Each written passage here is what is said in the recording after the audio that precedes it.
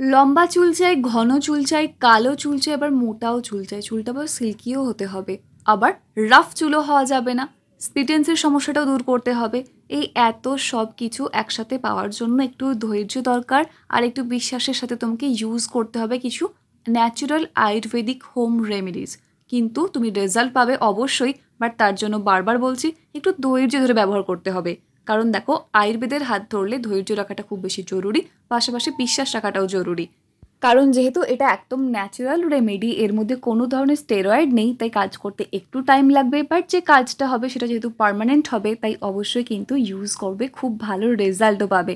সে কারণেই বলছি ইউজ করে দেখো কত ভালো রেজাল্ট পাও, তারপর না হয় কমেন্ট সেকশনে এসে জানিয়ে যেও যে কীরকম রেজাল্ট পেলে।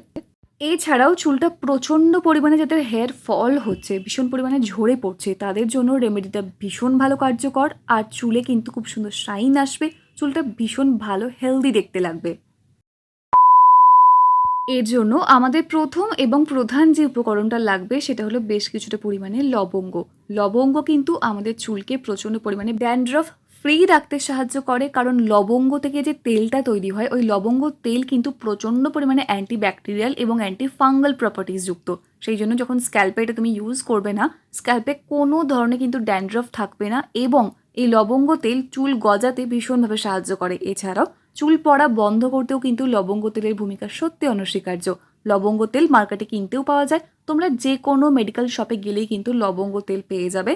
তাই দেখো, তোমরা ওই লবঙ্গ তেল দিয়েও এটা ট্রাই করতে পারো। আদারওয়াইজ আমি বলবো বাড়িতে জাস্ট নর্মালি লবঙ্গ সবারই থাকে, তাই না? তাহলে আবার লবঙ্গ তেল কেনার কি দরকার, এইভাবেই ফ্রেশ লবঙ্গ দিয়ে রেমেডিটা ব্যবহার করো, দেখো কত ভালো রেজাল্ট পাবে। নেক্সট এর মধ্যে আমাদের যেটা লাগবে সেটা হলো বেশ কিছুটা পরিমাণে চাল। তোমরা যে চালের ভাত খাও প্রত্যেক দিন, বাড়িতে যে চাল আছে সে চাল ব্যবহার করলেই হবে। চালের কিন্তু কোনো অসুবিধা নেই, যে কোনো চাল হলেই হবে। চালের মধ্যে এত ভালো ভালো প্রপার্টিজ আছে, যার জন্য চাল না, ওই যে এক একটা চুল খুব পাতলা হয় অনেকের, ওই এক একটা চুলকে মোটা করতে সাহায্য করে। তাহলে কি হবে, এক একটা চুল যখন মোটা হচ্ছে, চুলটা অনেক বেশি ঘন হচ্ছে, চুলটা অনেক বেশি ভারী হচ্ছে, চুলের ঘনত্বটা বাড়ছে স্ক্যাল্পের মধ্যে, তাহলে চুলটা তো আপনা থেকেই খুব সুন্দর হেলদি লাগবে, চুলটা ভারী লাগবে, দেখতে সুন্দর লাগবে। এর পাশাপাশি কিন্তু খুব সুন্দর হেলদি একটা শাইন আনতেও সাহায্য করে এই চাল। এছাড়াও চাল ব্যবহার করলে তোমার স্ক্যাল্পে কিন্তু ড্যান্ড্রফটাও থাকছে না, লবঙ্গ তেলের সাথে যখন ওটা মিক্স হচ্ছে না, খুবই ভালো রেজাল্ট তোমরা কিন্তু পাবে। এর পাশাপাশি চুল পড়া বন্ধ করতে খুবই ভালো রেজাল্ট দেয় চাল। তার পাশাপাশি কিন্তু চুলে একটা ন্যাচারাল কন্ডিশনারের কাজ করবে। তোমাকে বাইরে থেকে কোনো ধরনের কন্ডিশনার, কোনো হেয়ার সেরাম কিছু কিন্তু কিনতে হবে না। তোমরা এই রেমেডিটা যখন ট্রাই করবে না, তখন বুঝতে পারবে যে কত ভালো রেজাল্ট তোমরা পাচ্ছ, ইনস্ট্যান্ট রেজাল্টটা তোমরা দেখতে পাবে। নেক্সট এর মধ্যে যেটা অ্যাড করতে হবে সেটা হলো কারি পাতা। আমাকে তোমরা অনেক ভিডিওতে জিজ্ঞাসা করেছো যে কারি পাতা কী। আমি যদিও প্রত্যেককে রিপ্লাই দিয়েছি। দেখো, কারি পাতা কী, আর কিছুই না, জাস্ট একটা গাছের পাতা। এটা তোমরা রান্না করেও খেতে পারো, এটা হেয়ার কেয়ারেও অ্যাপ্লাই করা হয়। মানে হেয়ার কেয়ার অনেক প্রোডাক্টে দেখবে, হেয়ার অয়েল, শ্যাম্পু, অনেক কিছুতে কিন্তু কারি লিভস থাকে, তাই না? সে কারি পাতা চুলের জন্য প্রচণ্ড ভালো। কারি পাতা যদি তোমরা খেতে পারো রেগুলার, তাহলে কিন্তু আপনা থেকেই চুল পড়াটা বন্ধ হয়ে যাবে। কারণ এর মধ্যে এতটাই ভালো ভালো ভাইটামিনস এবং অনেক ভালো ভালো জিনিসপত্র আছে, সে কারণে কিন্তু আমি তোমাদের সাজেস্ট করি যে কারি পাতা খাও, দেখবে খুব ভালো রেজাল্ট পাবে। আর দেখো, এখানে কিন্তু আমি নিয়ে নিয়েছি ফ্রেশ কারি পাতা। তোমাদের কাছে যদি ফ্রেশ কারি পাতা না থাকে, আমার এই ভিডিও ডিসক্রিপশন বক্সে কারি পাতার শুকনোর লিঙ্ক দেওয়া আছে, তোমরা কিন্তু সেখান থেকে পারচেস করেও ইউজ করতে পারো, খুবই ভালো রেজাল্ট পাবে।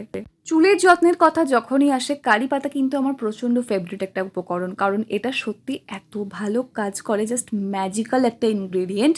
এবং তোমরা ইউজ করো, কত ভালো রেজাল্ট পাচ্ছ তোমরা দেখবে। কিছু যদি নাও করো না, রেগুলার যদি তোমরা কারি পাতা খাও এবং মাঝে মাঝে জাস্ট কারি পাতা একটু ফুটিয়ে জল করে সেটা যদি অ্যাপ্লাই করো, সেটাও কিন্তু ভালো রেজাল্ট দেয়, জানো তো।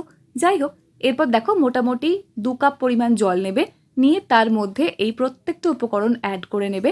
অ্যাড করার পর যতক্ষণ পর্যন্ত না এটা হাফ হয়ে যাচ্ছে জলটা, মানে যদি 2 কাপ দাও, যদি 1 কাপ পরিমাণ যতক্ষণ না হচ্ছে ততক্ষণ পর্যন্ত ফোটাবে। আমি মোটামুটি 5টা লবঙ্গ নিয়েছি, 2 চামচ পরিমাণ, 2 টেবিল স্পুন মতো চাল নিয়েছি, আর কিছুটা জাস্ট ফ্রেশ কারি পাতা নিয়েছি। পরিমাণটা বলে দিলাম, তোমরা অবশ্যই উপর নিচ করতে পারো, কোনো ব্যাপার না। যতক্ষণ পর্যন্ত না হাফ কাপ মতো হয়ে যাচ্ছে, মানে হাফ হয়ে যাচ্ছে আর কি জলটা, ততক্ষণ পর্যন্ত ফোটাবে। তার মধ্যে দেখবে চাল অল্প অল্প কিন্তু সিদ্ধ হতে থাকছে। তাই দেখবে যখন চালটা মোটামুটি একটুখানি সিদ্ধ হয়ে যাবে এবং জলটাও মোটামুটি হাফ হয়ে যাবে, তখন নামিয়ে ঠান্ডা করে নেবে। ঠান্ডা করার পর সুন্দর করে ছেঁকে নেবে। ছেঁকে নেওয়ার পর কিন্তু আরও একটা জিনিস আমাদের এখানে অ্যাড করতে হবে, যদিও বা সেটা অপশনাল, বাট স্টিল আমি দেখিয়ে দেবো তোমাদেরকে অ্যাড করলে কী কী বেনিফিট পাবে সেটাও কিন্তু ধীরে ধীরে বলে দেবো। এবার দেখো, এটা যখন তোমরা অ্যাপ্লাই করছো, তারপর এই যে ভাত বলো বা লবঙ্গ, কারি পাতা, এগুলো যে রয়ে গেল, এগুলো কিন্তু তোমরা প্লিজ কেউ ফেলে দেবে না, ঠিক আছে? আমি দেখো এখানে ভালো করে কিন্তু একটা চাল জাস্ট টিপে দেখিয়ে দিচ্ছি। এটা কিন্তু বেশ ভালো মতোই সিদ্ধ হয়ে গেছে, তোমরা আশা করছি দেখলে বুঝতে পারছো। তো যাই হোক না কেন, এগুলো ফেলে না দিয়ে ভালো করে মিহি করে পেস্ট করে নেবে। কারি পাতাগুলো অবশ্যই ফেলে দেবে, কারি পাতা দেওয়ার কোনো দরকার নেই, জাস্ট ভাতটা আর লবঙ্গটা দিয়ে ভালো করে পেস্ট করে নেবে। দিয়ে এর মধ্যে কিন্তু 1 চামচ পরিমাণে বেসন, একটু অল্প পরিমাণে টক দই দিয়ে ভালো করে মিক্স করে নিয়ে একটা বডি স্ক্রাবার করে অ্যাপ্লাই করে নেবে। তাই ফেলে দেওয়ার কোনো প্রয়োজন নেই, ভালো করে সুন্দর করে বডি স্ক্রাবার করে নিও, ঠিক আছে? তো যাই হোক, দেখো লাস্টে আমরা এখানে অ্যাড করছি লেবুর রস। কারা অ্যাপ্লাই করবে এটা বা কারা ইউজ করবে? যাদের মাথা ভর্তির ড্যান্ড্রফ আছে, যাদের বারবার ড্যান্ড্রফের প্রবলেমটা ফিরে ফিরে আসছে, তাদের জন্য কিন্তু লেবুর রসটা। তোমার স্ক্যাল্পে যদি ড্যান্ড্রফ না থাকে, লেবুর রস দেওয়ার কোনো প্রয়োজন নেই, ওকে? দিয়ে অ্যাপ্লাই করে নিলে, মানে ভালো করে মিক্স করে নিলে কিন্তু রেডি হয়ে যাবে আমাদের DIY হেয়ার রিগ্রোথ টনিক বা হেয়ার ভাইটালাইজার, তুমি যাই বলো না কেন। এবার দেখো ভালো করে পরিষ্কার স্ক্যাল্পে এটা অ্যাপ্লাই করবে, মানে স্ক্যাল্পে যেন কোনো ধরনের তেল না থাকে, মানে তেল অ্যাপ্লাই যেন না থাকে, ঠিক আছে? এবার সে তুমি যদি 3 দিন আগে শ্যাম্পু করে থাকো, আজকে অ্যাপ্লাই করছো, 3 দিন পর অ্যাপ্লাই করছো, কোনো প্রবলেম নেই তাতে। মোটামুটি তেল মাখা অবস্থাতে এটা অ্যাপ্লাই করবে না।